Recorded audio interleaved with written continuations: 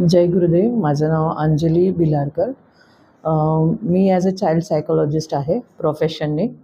आणि शक्यतो म्हणजे मला पॅरालिसिस होऊन खूप वर्ष झाले होते.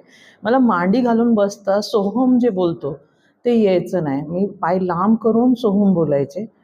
आणि रेखिनोचं पहिलं सेशन घेतल्याच मला त्याच्या दुसऱ्या दिवशी मी जेव्हा साधना केली त्याच्यानंतर मला मांडी घालून बसता यायला लागलं.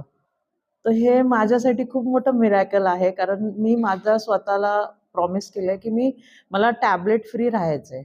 आणि डॉक्टरांनी ऑलरेडी सांगितलं होतं की ती ॲक्च्युली चरबी वाढली आहे आणि त्याच्यामुळं कधीच ते बरं होऊ शकणार नाही. आणि मी खूप नर्वस फील करत होते. आणि ॲक्च्युली मी रेखिनो माझ्या हजबंडसाठी शिकायला आले होते.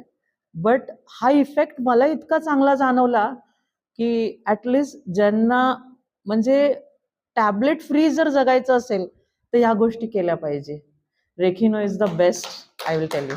थँक्यू.